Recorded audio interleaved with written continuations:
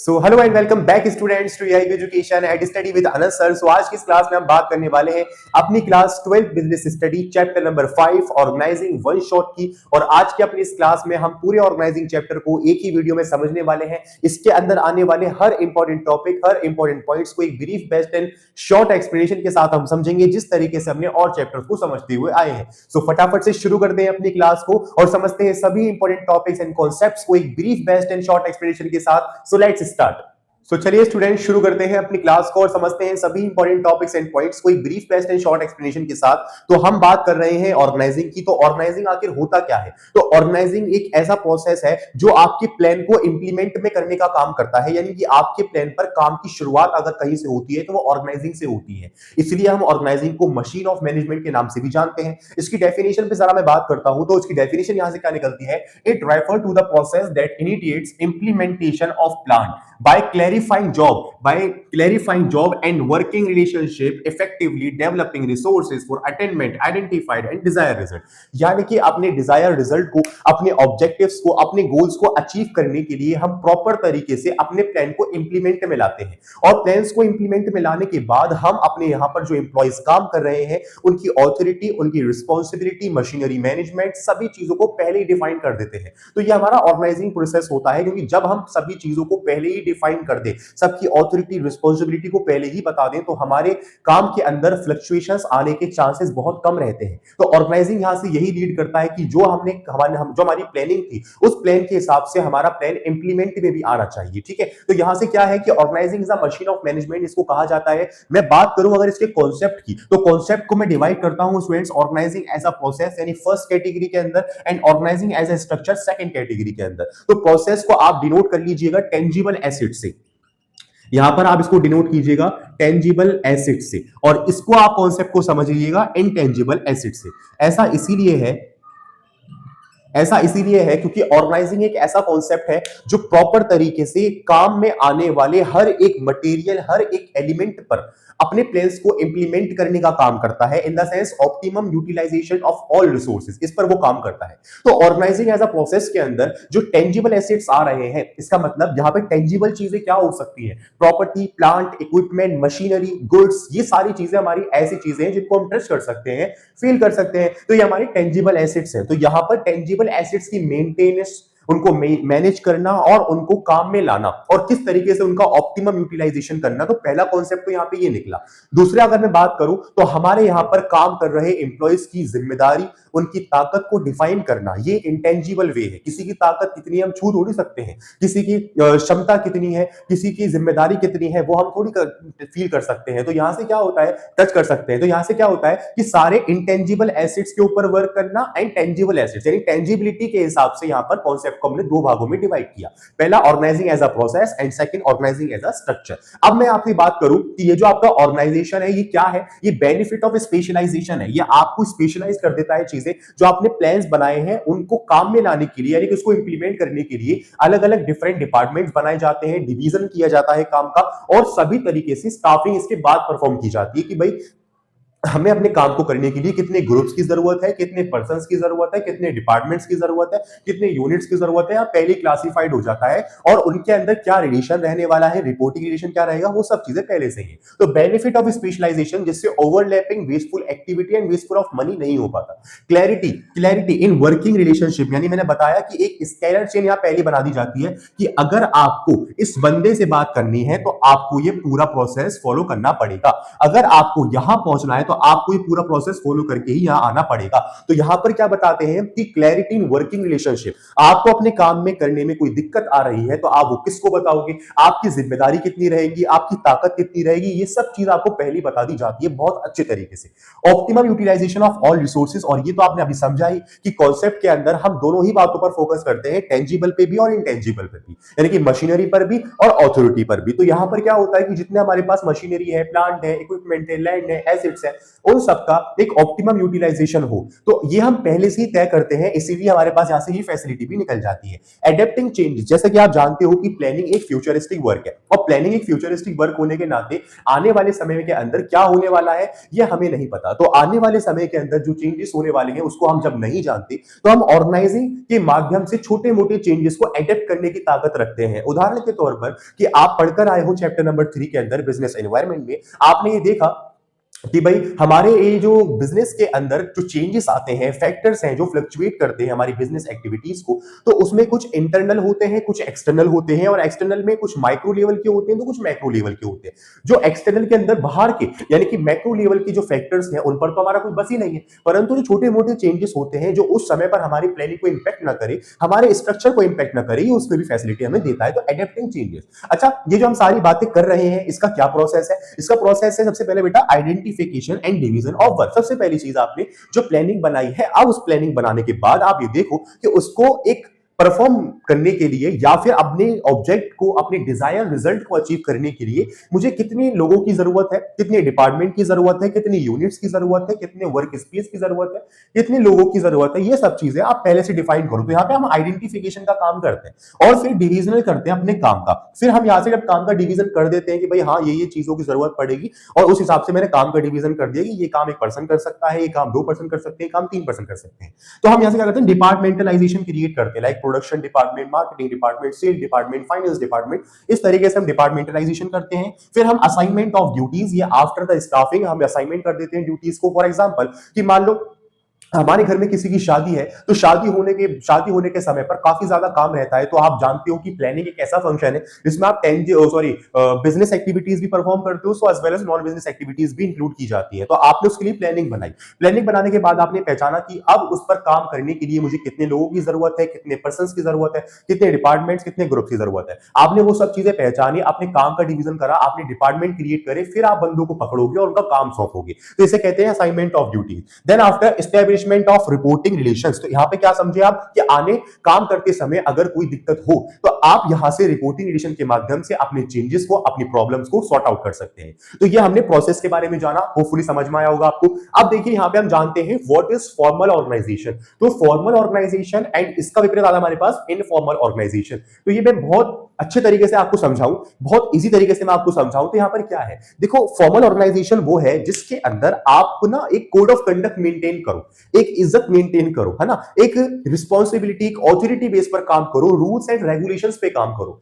उदाहरण के तौर पर मैं आपसे कहूं कि मान लो आप किसी कंपनी में जॉब करते हो और उस जॉब में आपका जो मैनेजर है वो आपका फ्रेंड है और आप एक नीचे लेवल पर काम करते हो। तो आप जब कंपनी में काम करोगे तो आप रूल्स एंड रेगुलेशंस के अंदर बंद हो, तो आपको उनको फॉर्मली ट्रीट करना पड़ेगा, उनसे आप डायरेक्टली मीट नहीं कर सकते, अकॉर्डिंग टू देयर नीड आपको वहां पे जाना पड़ेगा या कुछ भी। तो यहां से क्या है कि it refer to the organisational structure. एक ऑर्गेनाइजेशन के ऐसे स्ट्रक्चर को बताता है जो कि डिजाइन करता है प्रॉपर तरीके से मैनेजमेंट के माध्यम से पर्टिकुलर टास्क, यानी कि किसी तरीके की कोई फ्लक्चुएशंस नहीं होती, कोई बातें नहीं होती, कोई भी एक तरीके से बेइज्जती टाइप की नहीं होती जैसे दोस्ती यारी में करते हैं, वो सब चीजें नहीं है। आपको पहले आपके काम सौंप दिए गए हैं असाइनमेंट ऑफ ड्यूटीज के माध्यम से, डिपार्टमेंटलाइजेशन के माध्यम से, डिवीजन ऑफ वर्क के माध्यम से।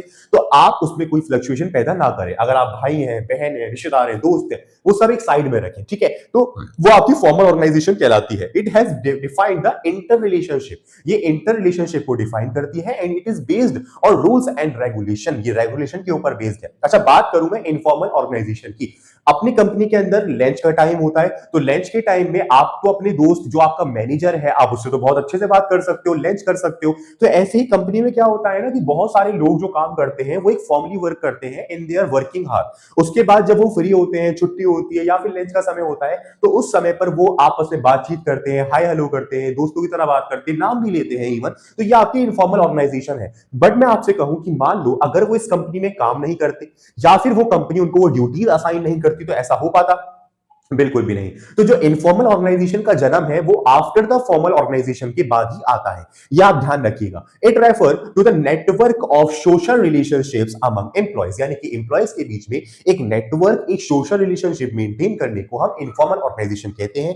यहां पर ये टोटली बेस्ड होती है आपकी फॉर्मल ऑर्गेनाइजेशन पर। अगर फॉर्मल ऑर्गेनाइजेशन हमारी है ही नहीं तो इनफॉर्मल तो हो ही नहीं सकती। It has no written rules and regulation, यहाँ पे कोई किसी तरीके के रूल्स एंड रेगुलेशन नहीं होते कि हमें और आपको किस तरीके से बात करनी है, हमें और आपको किस तरीके से मेंटेन रहना है, हमें और आपको किस तरीके से लेवल चीजों को समझना है। यानी कि होता है ना कि एक बात करने का लहजा, एक तमीज और साथ ही साथ फॉर्मेलिटी, तो ये सब चीजें कुछ नहीं होती, वो सब होता है आपका ऊपर वाले केस में, यानी फॉर्मल ऑर्गेनाइजेशन में। तो ये बेसिकली ऑर्गेनाइजेशन का एक स्ट्रक्चर है। ऑर्गेनाइजेशन मैनुअल ऑर्गेनाइजेशन के नाम से भी हम जानते हैं अपनी फॉर्मल ऑर्गेनाइजेशन को, क्योंकि जिसके अंदर आपकी जो ड्यूटीज है, टास्क है, वो पहले से ही ऑथोरिटी एंड रिस्पॉन्सिबिलिटीज के बारे में बता दी जाए, तो वह आपका क्या कहलाएगा, फॉर्मल ऑर्गेनाइजेशन कहलाएगा। तो ये ऑर्गेनाइजेशन एंड स्ट्रक्चर के अंदर दो इंपॉर्टेंट चीजें थी मैंने बताई। अभी हमारा चैप्टर थोड़ा सा और बचा है, फटाफट से उसको भी कवर अप कर लेते हैं। तो चलिए स्टूडेंट, जैसे कि हमने पढ़ा टाइप्स ऑफ ऑर्गेनाइजेशन के बारे में, तो हमने फॉर्मल ऑर्गेनाइजेशन देखा और इनफॉर्मल ऑर्गेनाइजेशन देखा। अब हम बात करते हैं ऑर्गेनाइजेशन के स्ट्रक्चर के बारे में। वैसे तो हमारा ऑर्गेनाइजिंग टॉपिक ही पूरे ऑर्गेनाइजेशनल स्ट्रक्चर को डिवाइड करता है,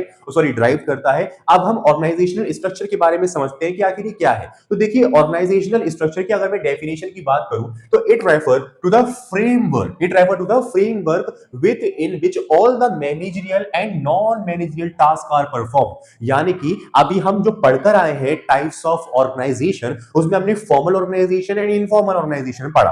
अब formal organisation and informal organisation में क्या अंतर था कि formal organisation it is based on rules and regulation and it has defined inter relationship, and informal organisation it has no written rules and regulation and it is totally based on formal organisation. तो यहां पर अगर मैं बात करूं अपनी organisation के structure की, तो जैसे आप पीछे वाले चैप्टर्स में पढ़कर आए हो, हमारे पास लेवल ऑफ मैनेजर्स होते हैं, like top level, middle level, third level, operational level. तो first to third level managers को हम एक मैनेजरियल मेंबर्स के नाम में काउंट करते हैं, उनको डिनोट करते हैं। और यहीं पर जो ऑपरेशनल या फिर फंक्शनल लेवल जिसको हम कहते हैं, जो बिल्कुल प्लेटफॉर्म एरिया होता है, उसको हम नॉन मैनेजरियल मेंबर्स के नाम से जानते हैं। तो यहां पर ऑर्गेनाइजेशनल स्ट्रक्चर जो आपका डिनोट करता है, उसके अंदर आपके मैनेजरियल मेंबर भी आते हैं एंड नॉन मैनेजरियल मेंबर भी आते हैं। इस बात पे खास ध्यान दीजिएगा। अच्छा, इसके अंदर दो इंपॉर्टेंट चीजें हैं, एक फंक्शनल स्ट्रक्चर है, एक डिविजनल स्ट्रक्चर है। वैसे तो चार इंपॉर्टेंट चीजें हैं, दो इंपॉर्टेंट चीजें आपके एग्जाम में पूछी जाएंगी। तो फंक्शनल स्ट्रक्चर के अगर बारे में बात करूं मैं, तो यहां पर क्या होता है students, it refer to the division of whole enterprises according to the major function and activities to be perform by it. यानी कि फंक्शनल स्ट्रक्चर का मतलब यह होता है कि अपने पूरी होल इंटरप्राइजेस को, पूरे के पूरे बिजनेस को डिवाइड कर देना according to the major functions and activities. For example, production department, sale department, marketing department, finance department, then overall types of activities. तो यहां पे फंक्शनल स्ट्रक्चर इसको कहा जाता है डिपार्टमेंटलाइजेशन को, जिससे हमारी बेनिफिट ऑफ स्पेशलाइजेशन लीड हो, डिवीजनल ऑफ वर्क लीड हो और प्रोडक्टिविटी इंक्रीज हो। अब मैं बात करूं डिवीजन स्ट्रक्चर का मतलब क्या होता है, तो it refer to the division of whole enterprises. यहां भी हम डिवीजन कर रहे हैं अपने बिजनेस का, कैसे, according to the major products. तो ये आप ध्यान रखना, यहां फंक्शंस एंड एक्टिविटीज पे डिवाइड करते हैं और यहां प्रोडक्ट्स पे डिवाइड करते हैं, to be manufacturing by it, जो कि मैन्युफैक्चर की जा रही है उस बिजनेस के माध्यम से। फॉर एग्जांपल, मान लो हमारे पास जो है वो प्रोडक्ट्स का मतलब कुछ ऐसे मेटल प्रोडक्ट्स हैं एंड प्लास्टिक प्रोडक्ट्स हैं, ये हम ज्यादातर जो है वो बनाते हैं। तो हम यहाँ पर क्या करेंगे कि अपने जितने भी हमारे पास प्रोडक्शन लेवल है जो हम मैन्युफैक्चर कर रहे हैं, उनका हम डिवीजन करेंगे और उनके डिवीजन के बाद फिर उनके फंक्शनल का डिवीजन करेंगे। फॉर एग्जांपल, टाटा कंपनी है, तो टाटा कंपनी क्या करती है, टाटा कंपनी कार भी बनाती है, तो टाटा कंपनी नमक भी बनाती है, या फिर नमक को छोड़ो ट्रक भी बनाती है। सही बात है। तो ये दोनों चीजें हमारे पास बनती है, नहीं तो कार भी है, ट्रक भी है। अब ये दो मेजर प्रोडक्ट्स हैं, इनको हमने फर्दर डिवाइड किया और इनके अंदर हमने अपने डिपार्टमेंट्स का जन्म दे दिया। डिपार्टमेंट्स का हमने जन्म दिया यहां पर, जैसे कि production department, sale department, finance department और भी बहुत कुछ। तो ये होता है हमारा डिविजनल स्ट्रक्चर, यानी कि इसके अंदर फर्दर क्लासिफिकेशन की जाती है according to their major production by manufacturing by it. ठीक है, तो ये हो गया समझ में। अब हम बात कर रहे हैं इस चैप्टर का सबसे last topic and important topic, delegation of authority and decentralisation of authority. तो मैं आपको बताऊं, दोनों ही चीजें बहुत मिलती जुलती हैं, तो इनको बहुत ध्यान से समझिएगा कि आखिर क्या है, और ऐसा समझना और मैं ऐसा समझाने की पूरी कोशिश करूंगा जिससे आपको इनके बीच में सिमिलैरिटी ना दिखे, डाउट्स ना आए। ठीक है, कैसे, देखिए, डेलीगेशन ऑफ अथॉरिटी आपको पिक्चर बुक में दी हुई है कि एक बंदा दूसरे बंदे को चाबी दे रहा है ना, यानी कि उसको ताकत दे रहा है। तो यहां से क्या है, it refer to the process of entrusting responsibility and authority and creating accountability of the person to whom work or responsibility has been handed over। तो यहां पर क्या होता है कि एक ओनर के माध्यम से या फिर मैनेजर के माध्यम से एक बंदे को ताकत दी जाती है। उस ताकत के माध्यम से उसके पास तीन चीजें आती हैं, ऑथोरिटी, रिस्पॉन्सिबिलिटी एंड अकाउंटेबिलिटी। इसका मतलब ताकत आती है, जिम्मेदारी आती है और आंसरबिलिटी का ताकत आती है। इन द सेंस कि मान लो मेरे फादर ने मुझे कुछ काम करने की ताकत दी, फॉर एग्जांपल कि मान लीजिए वो बिल्डर है। अब क्या हुआ कि उन्होंने कहा कि बेटा आप ये साइड बनाएंगे, मैंने कहा ठीक है। उन्होंने मुझे पूरी ताकत दी थी कि मैं इसके अंदर इन्वॉल्व नहीं हूंगा, जो कुछ करोगे वो आप करोगे। तो अब मेरे पास क्या है, ये ऑथोरिटी है कि मैं उस साइड को बनने में या फिर उसकी प्रोडक्टिविटी के अंदर अपना सारा योगदान करूं। तो यहां पर क्या है कि मेरे पास ऑथोरिटी है फुल्ली, मेरे पास रिस्पॉन्सिबिलिटी है, और रिस्पॉन्सिबिलिटी के बाद जो मैंने काम दिया था मेरे पिता ने, उसके माध्यम से मुझे आंसर भी देना है। इन द सेंस मुझे अकाउंटेबिलिटी भी देनी है कि आखिर मैंने क्या किया। अभी समझ में आएगा, थोड़ा डाउट आ रहा होगा, समझ में आ जरूर जाइए। देखिए ऑथोरिटी का definition, right of an individual to command, यानी किसी बंदे को कमांड करने के लिए ताकत। और रिस्पॉन्सिबिलिटी का मतलब obligation of subordinate to properly perform by the assigned duty, यानी कि जो आपने मजदूरों को ताकत दी है, वो उसको मतलब जिम्मेदारी दी है, वो उसको ठीक तरीके से कर भी रहे हैं या नहीं। या फिर अकाउंटेबिलिटी, यानी कि आंसरबिलिटी का यहां पे बात हो रही है to the final outcome of assigned task. तो अब मैं आपको यहां समझाने की बात करूं तो इसमें ना क्या होता है, डिसेंट्रलाइजेशन को हम इसी बीच में समझ लेते हैं। सबसे पहली चीज, अब तक आपके कुछ समझ में आया हो या ना आया हो, मतलब इस वाले टॉपिक में वैसे सबको समझ में आया मैं जानता हूं, ठीक है जी। नहीं आया हो कुछ टॉपिक में या किसी पॉइंट में डाउट हो तो आप मुझे कमेंट सेक्शन के अंदर जरूर बताइएगा। वैसे मैं ये जानता हूं कहीं कोई डाउट नहीं बचा होगा, कहीं कोई छोटा सा डाउट या छोटा सा पॉइंट भी रह गया हो इस चैप्टर में, तो आप मुझे जरूर बता दीजिएगा, क्योंकि इस वन शॉट वे के साथ आपको इस पूरे चैप्टर में आने वाले डाउट्स को सबको अभी फिनिश कर देना है हाथों हाथ, ठीक है। तो यहां से हमने देखा डेलीगेशन ऑफ अथॉरिटी के माध्यम से एक बंदा दूसरे बंदे को चाबी दे रहा है। अब मैंने क्या किया कि जो मेरे पिताजी ने मुझे काम दिया कि बेटा आपको ये साइड कंप्लीट करवानी है, तो मैंने क्या किया कि भाई मैं इतने बड़े काम को तो नहीं कर पाऊंगा, तो मैंने अपने अंडर में कुछ मैनेजर रखे, जो कि मैंने उनको ऑथोरिटी दी, रिस्पॉन्सिबिलिटी दी, अकाउंटेबिलिटी दी, जो वो मुझे रिजल्ट लाकर दिखाएंगे कि वो कितने लेवल पर कार्य कर रहे हैं।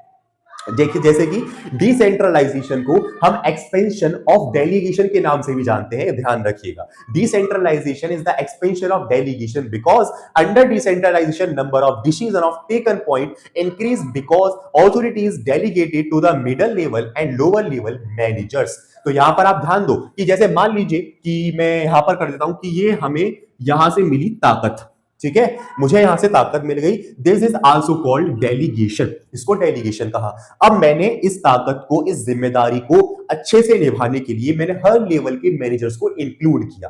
तो मैंने यहां पर वो ताकत का विभाजन कर दिया different types of level manager, यानी कि मैंने इनको भी दी ताकत, इनको भी दी ताकत, इनको भी दी ताकत। सही बात है नहीं? तो यहां पर ये जो हमने फंक्शन परफॉर्म किया, इसको हम जानते हैं डिसेंट्रलाइजेशन की मदद से। होपफुली समझ में आया। तो यहां पर हमने क्या देखा कि delegation and decentralisation is totally connected point, but the delegation is the primary function and decentralisation is the expansion of delegation, ठीक है जी। तो डेलीगेशन हमारा लीड क्या करता है बेटा, एक्सपेंशन को लीड करता है, मॉडर्नाइजेशन को लीड करता है एंड डाइवर्सिफिकेशन को लीड करता है, जो कि तीनों इंपॉर्टेंट चीजें हैं हमारी सक्सेस को, प्रोडक्टिविटी को, सेल को इंक्रीज करने के लिए। तो ये हमारा ओवरऑल चैप्टर था। सो होपफुली समझ में आया होगा, कहीं कोई डाउट नहीं बचा होगा, बट कहीं अगर डाउट रह भी गया हो किसी पॉइंट में, छोटे मोटे में, तो आप मुझे जरूर बता दीजिएगा कमेंट सेक्शन के माध्यम से। एंड इवन अपने डाउट्स को आप कंप्लीट करने के लिए, उनको सॉर्ट आउट करने के लिए मुझे इंस्टाग्राम पर भी मैसेज कर सकते हैं, वहां मैं आपकी पूरी हेल्प करूंगा, कमेंट सेक्शन के माध्यम से भी पूरी हेल्प करूंगा। एंड उस डाउट को मैं पूरी कोशिश करूंगा कि मैं उसी दिन क्लियर करने की कोशिश करूं। तो बेसिकली मिलते हैं अपने नेक्स्ट क्लास के अंदर एक नेक्स्ट चैप्टर के साथ, इसी तरीके से एक वन शॉट वे के साथ, एक brief best and short explanation के साथ। Thank you.